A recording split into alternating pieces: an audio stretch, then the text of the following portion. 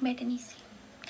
Dicebant mihi sodales, si sepulcrum amica visitaram, curas meas aliquantulum por elevatas. Ebunt Sayat. La desdicha es diversa. La desgracia cunde multiforme sobre la tierra. Desplegada sobre el ancho horizonte como el arco iris, sus colores son tan variados como los de este, y también tan distintos y tan íntimamente unidos. Desplegada sobre el ancho horizonte como el arco iris. ¿Cómo es que de la belleza he derivado un tipo de fealdad? De la alianza y la paz, un símil de dolor. Pero así como en la ética, el mal es una consecuencia del bien. Así, en realidad, de la alegría nace la pena. O la memoria de la pasada beatitud es la angustia de hoy, o las agonías que son se originan en los éxtasis que pudieron haber sido. Mi nombre de pila es Egaeus. No mencionaré mi apellido. Sin embargo, no hay en mi país torres más venerables que mi melancólica y gris heredad.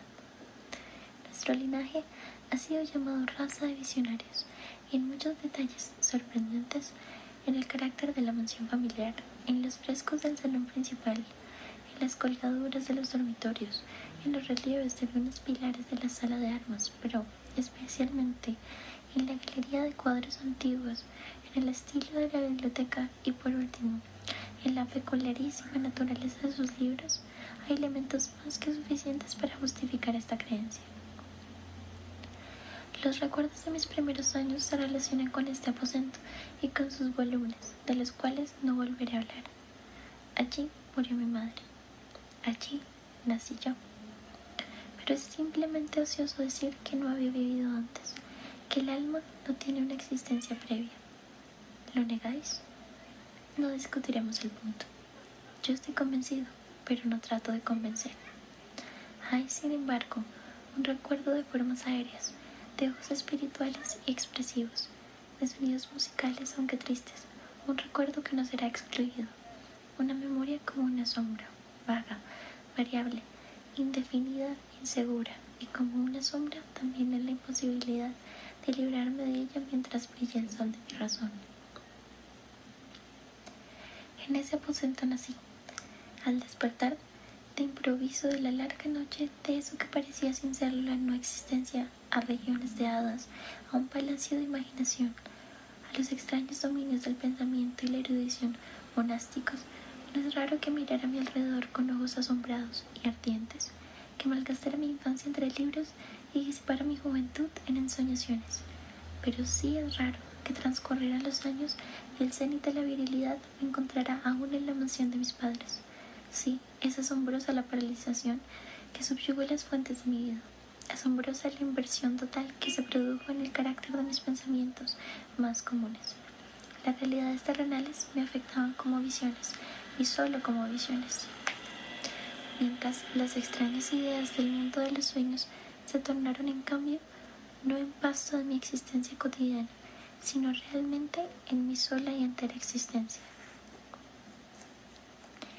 Berenice y yo éramos primos y crecimos juntos en la heredad paterna, pero crecimos de distinta manera. Yo, enfermizo, envuelta en melancolía. Ella, ágil, graciosa, desbordante de fuerzas. Suyas eran los paseos por la colina, míos los estudios del claustro.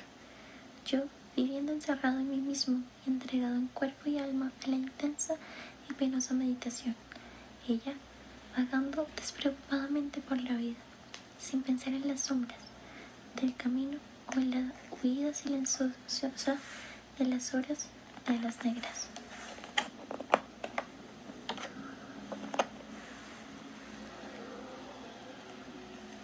Berenice, invocó su nombre. Berenice. Y de las grises ruinas de la memoria, 1000 tumultuosos recuerdos se conmueven a este sonido. Ah, vívida acude ahora su imagen ante mí, como los primeros días de su alegría y de su dicha. Ah, espléndida y sin embargo fantástica belleza. Oh, Sílfide entre los arbustos de Arnheim. Oh, Náyade entre sus fuentes. Y entonces todo es misterio y terror, y una historia que no debe ser relatada. La enfermedad, una enfermedad fatal, cayó sobre ella como el simón. Mientras yo la observaba, el espíritu de la transformación la arrasó, penetrando en su mente, en sus hábitos y en su carácter, y de la manera más sutil y terrible llegó a perturbar su identidad. Ay, el destructor iba y venía, y la víctima, ¿dónde estaba? Yo no la conocía, o por lo menos ya no la reconocía como Berenice. Entre la numerosa serie de enfermedades provocadas por la primera y fatal que ocasionó una revolución tan horrible en el ser moral y físico de mi prima, debe mencionarse como la más afligente y obstinada una especie de epilepsia que terminaba no rara vez en catalepsia, estado muy semejante a la disolución efectiva y de la cual su manera de recobrarse era, en muchos casos, brusca y repentina. Entretanto, mi propia enfermedad, pues me han dicho que no debo darle otro nombre, mi propia enfermedad, digo, crecía rápidamente, asumiendo por último un carácter monomaníaco, de una especie nueva y extraordinaria, que ganaba cada vez más vigor, y al fin obtuvo sobre mí un incomprensible ascendiente. Esta monotonía, si así debo llamarla, consistía en una irritabilidad morbosa, de esas propiedades de la mente que la ciencia psicológica designa con la palabra atención. Es más que probable que no se me entienda, pero temo en verdad que no haya manera posible de proporcionar a la inteligencia del lector corriente una idea adecuada de esa nerviosa intensidad del interés con que en mi caso las facultades de meditación, por no emplear términos técnicos, actuaban y se asumían en la contemplación de los objetos del universo, aún de los más comunes. Reflexionar largas horas, infatigable, con la atención clavada en alguna nota trivial, al margen de un libro o en su tipografía. Pasar la mayor parte de un día de verano absorto en una sombra extraña que caía oblicuamente sobre el tapiz o sobre la puerta. Perderme durante toda una noche en la observación de la tranquila llamada de una lámpara o los rescoldos del fuego. Soñar días enteros con el perfume de una flor. Repetir monótonamente alguna palabra común hasta que el sonido, por obra de la frecuente repetición, dejaba de suscitar idea alguna en la mente. Perder todo sentido de movimiento de existencia física gracias a una absoluta y obstinada quietud. Largo tiempo prolongado. Tales eran algunas de las extravagancias más comunes y menos perniciosas provocadas por un estado de las facultades mentales. No único, por cierto, pero sí capaz de desafiar todo análisis o explicación. Mas no se me entienda mal. La excesiva, intensa y mórbida atención así excitada por objetos tribales en sí mismos no debe confundirse con la tendencia a la meditación, común a todos los hombres, y que se da especialmente en las personas de imaginación ardiente. Tampoco era, como pudo suponerse al principio, un estado agudo o una exageración de esa tendencia, sino primaria y esencialmente distinta, diferente. En un caso, el soñador o el fanático interesado en un objeto habitualmente no trivial lo pierde de vista poco a poco en una multitud de deducciones y sugerencias que de él proceden, hasta que, al final de un ensueño colmado a menudo de voluptuosidad, el incitamentum o primera causa de esas meditaciones desaparece en un completo olvido. En mi caso, el objeto primario era invariablemente trivial, aunque asumiera, a través del intermedio de mi visión perturbada, una importancia refleja y real. Pocas seducciones, si es que aparecía alguna, surgían, y esas pocas retornaban tercamente al objeto original como a su centro. Las meditaciones nunca eran placenteras, y al cabo del ensueño, la primera causa, lejos de estar fuera de vista, había alcanzado ese interés sobrenaturalmente exagerado que constituía el rasgo dominante del mal. En una palabra, las facultades mentales más ejercidas en mi caso eran, como ya le he dicho, las de la atención, mientras en el soñador son las de la especulación. Mis libros en esa época, si no servían en realidad para evitar el trastorno, participaban ampliamente, como se comprenderá por su naturaleza imaginativa e inconexa, de las características peculiares del trastorno mismo. Puedo recordar, entre otros, el tratado del noble italiano Coelius Secundus Curio, de Amplitudine Beati Regni Dei, la gran obra de San Agustín, La ciudad de Dios y la de Tertuliano de Carne Christi, cuya paradójica sentencia mortus est Dei filius credibili est quia ineptum est, et sepultas resurrexit certum est quia impossibili est. Ocupó mi tiempo íntegro durante muchas semanas de laboriosa e inútil investigación. Se verá pues que, arrancada de su equilibrio solo por cosas triviales, mi razón semejaba a ese risco marino del cual habla Ptolomeo Hefestión, que resistía firme los ataques de la violencia humana y la feroz furia de las aguas y los vientos, pero temblaba al contacto de la flor llamada asphodelo. Y aunque para un observador descuidado puede parecer fuera de duda que la alteración producida en la condición moral de Berenice por su desventurada enfermedad me brindaría muchos objetos para el ejercicio de esa intensa y anormal meditación cuya naturaleza me ha costado cierto trabajo explicar, en modo alguno era este el caso. En los intervalos lúcidos de mi mal, su calamidad me daba pena, y muy conmovido por la ruina total de su hermosa y dulce vida, no dejaba de meditar con frecuencia, amargamente, en los prodigiosos medios por los cuales había llegado a producirse una revolución tan súbita y extraña. Pero estas reflexiones no participaban de la idiosincrasia de mi enfermedad y eran semejantes a las que en similares circunstancias podían presentarse en el común de los hombres. Fiel a su propio carácter, mi trastorno se gozaba en los cambios menos importantes, pero más llamativos, operados en la constitución física de Berenice, en la singular y espantosa distorsión de su identidad personal. En los días más brillantes de su belleza incomparable, seguramente no la ve. En la extraña anomalía de mi existencia, los sentimientos en mí nunca venían del corazón, y las pasiones siempre venían de la inteligencia. A través del alba gris, en las sombras entrelazadas del bosque a mediodía y en el silencio de mi biblioteca por la noche, su imagen había florecido ante mis ojos, y yo la había visto, no como una Berenice viva, palpitante, sino como la Berenice de un sueño, no como una moradora de la tierra terrenal, sino como su abstracción, no como una cosa para admirar, sino para analizar, no como un objeto de amor, sino como el tema de una especulación tan abstrusa cuanto inconvexa. Y ahora temblaba en su presencia y palidecía cuando se acercaba. Sin embargo, lamentando amargamente su decadencia y su ruina, recordé que me había amado largo tiempo y en un mal momento le hablé de matrimonio. Y al fin se acercaba la fecha de nuestras nupcias cuando una tarde de invierno, en uno de estos días intempestivamente cálidos, serenos y brumosos, que son la nodriza de la hermosa Alción, me senté, creyéndome solo, en el gabinete interior de la biblioteca, pero alzando los ojos vi ante mí a Berenice.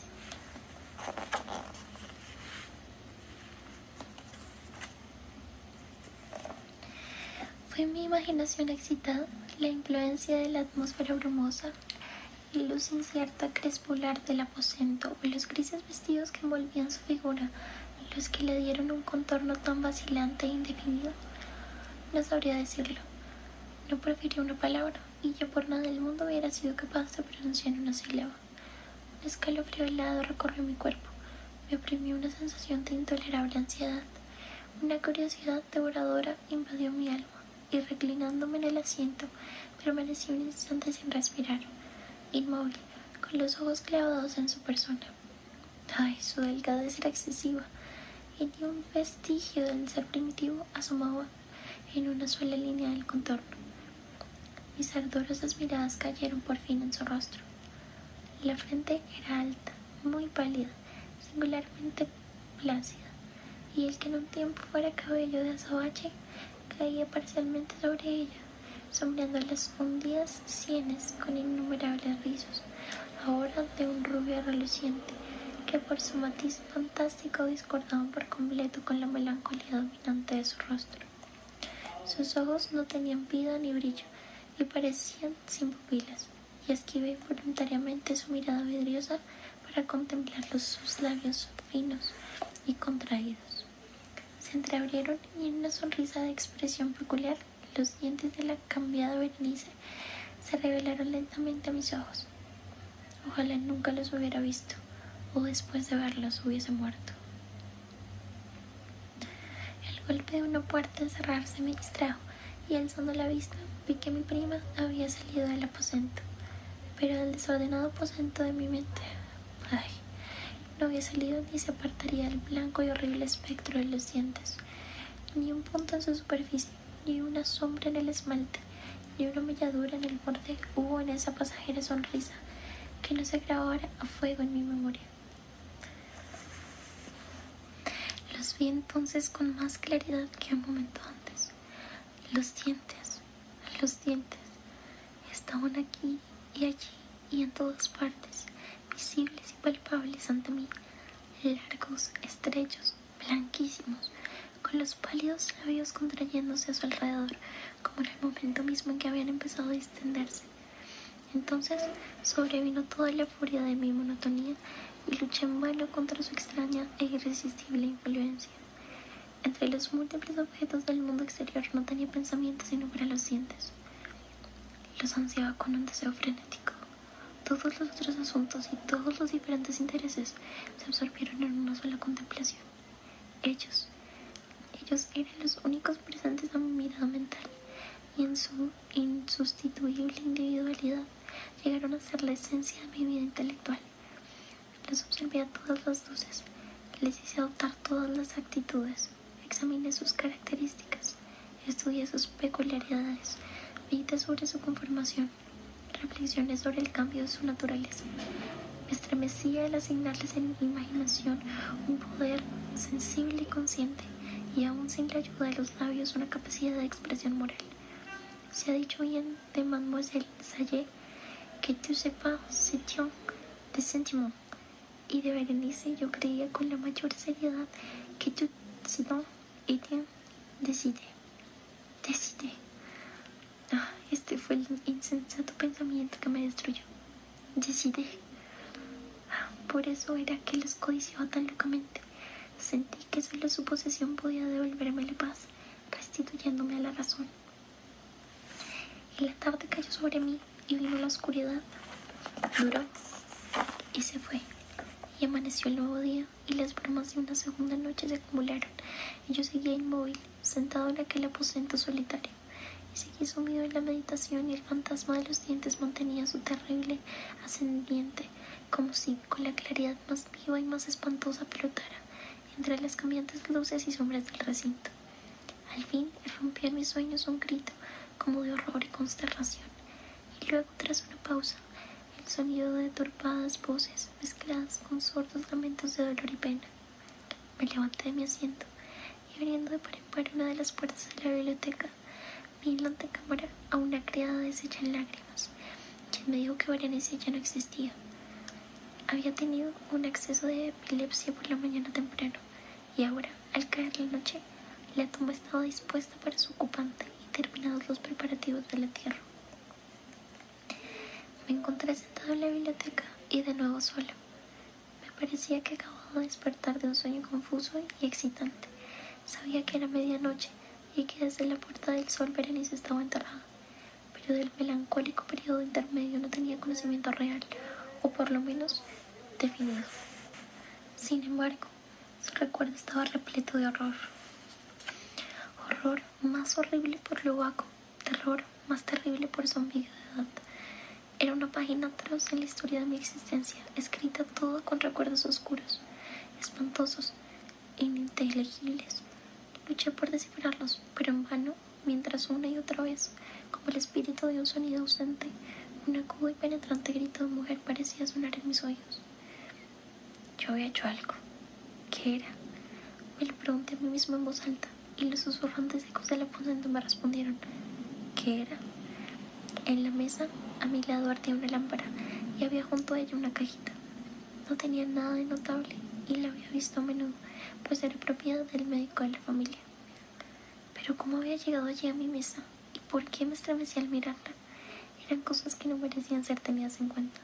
Mis ojos cayeron, al fin, en las abiertas páginas de un libro y una frase subrayada. visebant mihi sudales, si sepulcrum amicae visitarem curas meas aliquam tulum fore levatas. ¿Por qué, pues, al leerlas, se me erizaron los cabellos y la sangre se congeló en mis venas? Entonces sonó un ligero golpe en la puerta de la biblioteca, y pálido como un habitante de la tumba, y entró un criado de puntillas. Había en sus ojos un violento terror, y me habló con voz trémula, ronca, ahogada. ¿Qué dijo? Oí algunas frases entrecortadas. Hablaba de un salvaje grito que había turbado el silencio de la noche, de la servidumbre reunida para buscar el origen del sonido, y su voz cobró un tono espeluznante, nítido cuando me habló, susurrando de una tumba violada, de un cadáver desfigurado sin mortaja y que aún respiraba, aún palpitaba, aún vivía. Señaló mis ropas, estaban manchadas de barro, de sangre coagulada. No dije nada. Me tomó suavemente la mano. Tenía manchas de uñas humanas. Dirigió mi atención a un objeto que había contra la pared. Lo miré durante unos minutos. Era una pala. Con un alarido salté hasta la mesa y me apoderé de la caja. Pero no pude abrirla, y en mi temblor se me deslizó de la mano y cayó pesadamente y se hizo añicos. Y entre ellos, entrechocándose, rodaron algunos instrumentos de cirugía dental, mezclados con 32 objetos pequeños, blancos, marfilinos, que se desparramaron por el piso.